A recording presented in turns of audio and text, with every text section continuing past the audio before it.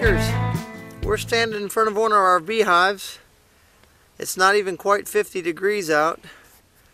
And there's not a lot of activity on the hive, but there is enough to help us with our pollination. And today that's kind of what we want to talk about, is not only the importance of bees, but I think there's lots of people out there that understand, bees are important. But I think for our particular homestead, and I think your homestead will be the same way, as plants come in bloom, and if you're really expecting and hoping, as such as this year, when temperature swings are warm and then cool and then warm and then cool, that your plants may or may not get pollinated. It's interesting to see. So far we've been walking around and looking at our plums, our peaches, our apricots, and our plum cot, and also looking at our strawberries. It's amazing to see that we already have fruit on all those trees.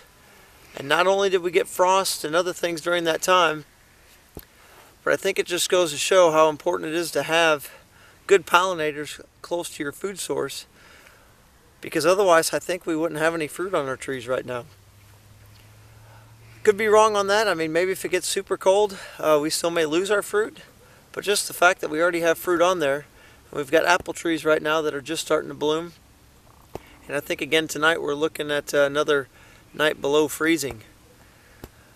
So that's what we want to talk about. We want to talk about not only how important it is to have bees, but what we've done so far on our homestead to make sure that bees have some sort of fruiting or flowering type species pretty close to the house and pretty close to their hives. And I know that bees have a couple mile radius and they'll search out and go seek their own.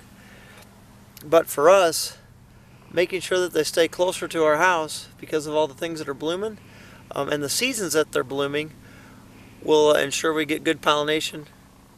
And then also depends on weather or storms or anything, making sure that all of our plants do get pollinated and we don't have to wait for another cycle or another bloom.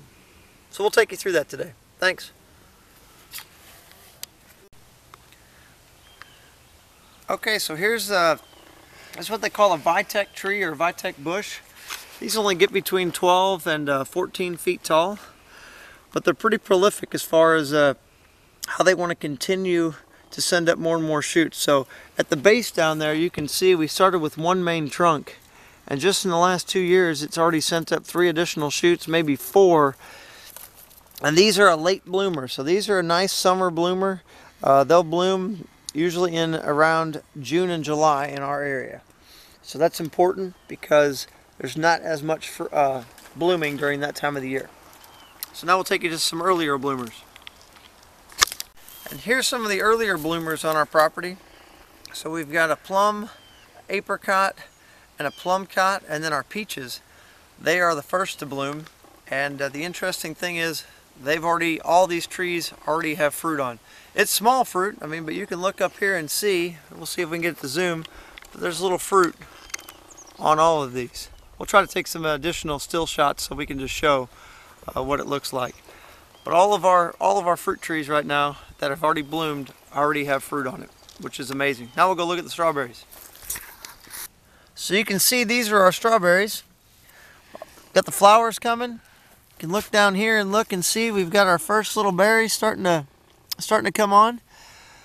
So we're feeling pretty excited to have these already having fruit on them, and we can definitely attribute that to the bees also.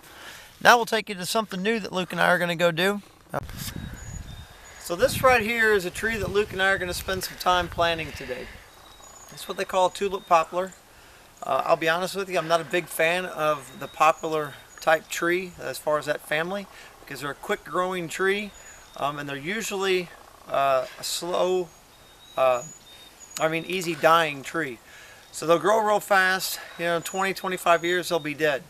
The thing different about the tulip poplar is it's the hardest of the poplar, but it still grows really, really fast, really tall, but it also produces these beautiful, wonderful flowers that the bees absolutely love. So we've got one of these on our homestead. This tree behind me is actually between 6 and 7 years old. And you can look, just for a reference of my hand, around the base of it. You know, I can't even get my hand all the way around it. So I don't know what it is in circumference. It's probably, diameter, it's probably 6 to 7 inches, something like that. So to have that size of a tree in such a short period of time, Luke and I are excited, and we're going to plant 10 of those today. So stay with us. So these right here are the trees that we're going to be planting. We got these from the local USDA office. Small trees, you know, what are they? Maybe 2 foot tall. But we're expecting big things from these trees. If you look behind me, you can see these big pine trees. And we'll link down into a video description of another video. But we lost one of these pine trees last year. Boars came in it and killed the tree. So we're worried that these pine trees next to our driveway, which offers a lot of shade to our house, are going to die. So we're going to go ahead and put in 5 of these 10 poplar trees here along our drive, because it'll be such a pretty way to come in. Nice deciduous tree, so in the fall time they'll drop their leaves, and then that'll also offer a little bit of sunlight for our house, so kind of using the contrast of the seasons there. And then we're going to plant another 5 of these out in our pasture. We'll have to come up with a pretty good way to protect them, so that way the cows and the sheep don't mess with them. But these, again, are not only a great quick growing tree, but another great tree for the bees. And these will actually start blooming usually around April time frame.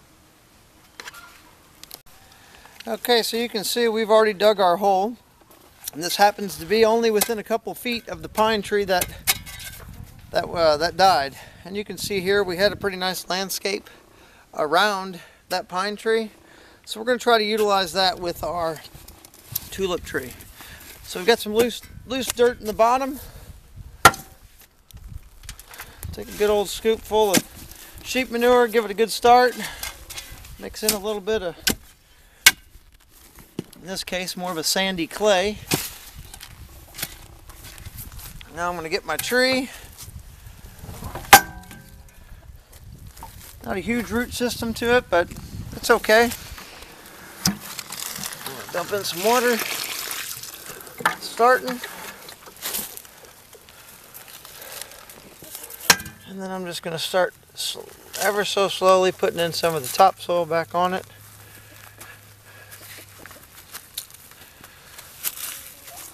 In this case, I'm not too worried about this particular type of grass, because this is actually a fescue, not a Bermuda, so I'm not worried about if I get some of that green back down in the hole.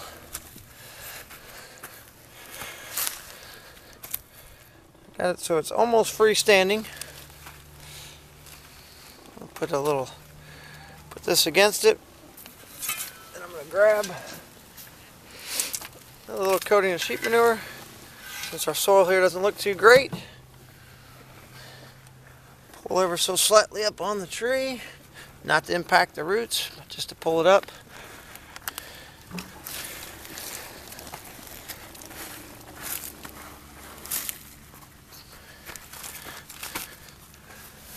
Now what I'm going to do is, just to give it a little bit of a water catchment, I'm going to take some of the extra soil and just put it on the slope of the hill.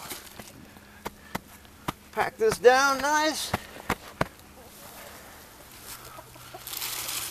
Should allow for a little bit of water catchment. And now I don't know if I have enough water in my bucket, but this is what I'm going to start with.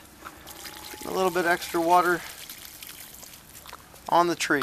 Again, just like anytime you're planting anything, just make sure you don't put your roots down too deep, and then also make sure that you water it in real nice afterwards to make sure that the roots then are not only moist, but then there's no chance of air pockets being in there, which would impact the potential for growth.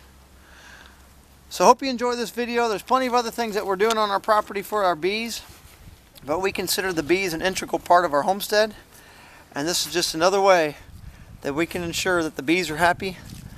Things are getting pollinated at different times of the year, so the bees aren't traveling real far. And then also, It's just a beauty to have. Not only the trees, but also the bees. Thanks again for watching. Please subscribe. Shalom.